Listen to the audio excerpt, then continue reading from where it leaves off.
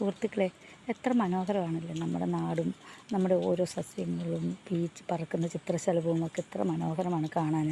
അപ്പോൾ നമുക്ക് ഞാൻ ചെറുപ്പത്തിൽ പക്ഷേ ഞാൻ ഈ വീഡിയോ ചെയ്യാൻ തുടങ്ങിയത് എൻ്റെ പിതാവിനെ ഓർത്തിട്ടാണ്. കാരണം എൻ്റെ പിതാവ് വളരെ വലിയൊരു പാരമ്പര്യമായിട്ടുള്ളൊരു വൈദ്യനായിരുന്നു. അപ്പം അദ്ദേഹത്തിൻ്റെ ഓരോ ഒറ്റമൂലികളും ഞാൻ ചെറുപ്പം മുതലേ കണ്ടറിഞ്ഞ് വളർന്നിട്ടുള്ളതുകൊണ്ട് അതും നിങ്ങളിലും എത്തിക്കണം.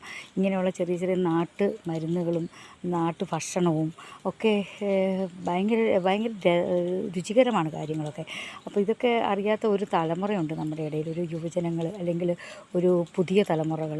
അവർക്ക് ചീനി കഴിക്കുന്നവർ വളരെ ചുരുക്കമാണ്. പക്ഷേ ഇതൊക്കെ ഈ ഒരു രീതിയിൽ ഞാൻ ഒരു കപ്പ അവൽ പോലത്തെ സംഭവങ്ങളൊക്കെ ഞാൻ നിങ്ങളുടെ അടുത്ത് വീഡിയോ ചെയ്തിട്ടുണ്ട്.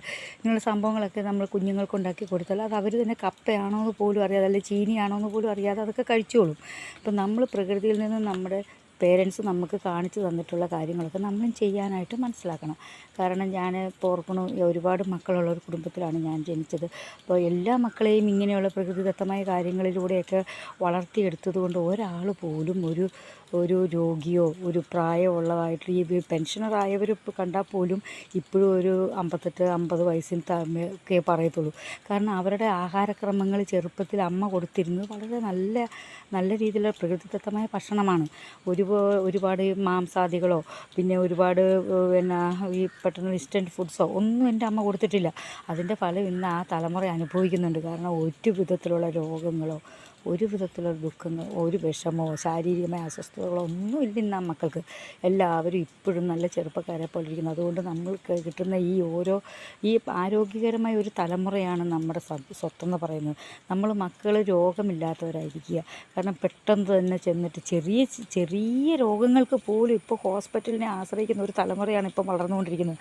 അതുകൊണ്ട് കഴിവതും വീട്ടിലുള്ള ഏറ്റവും പ്രായം കൂടിയ ആൾ ആരാണോ അവർക്ക് ഇതിൻ്റെ അകത്ത് ഒരുപാട് പ്രവർത്തനങ്ങൾ ചെയ്യാൻ സാധിക്കും.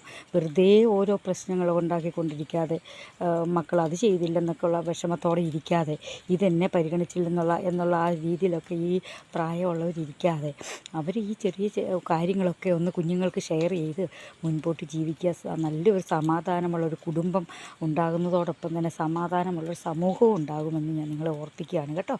Thank you.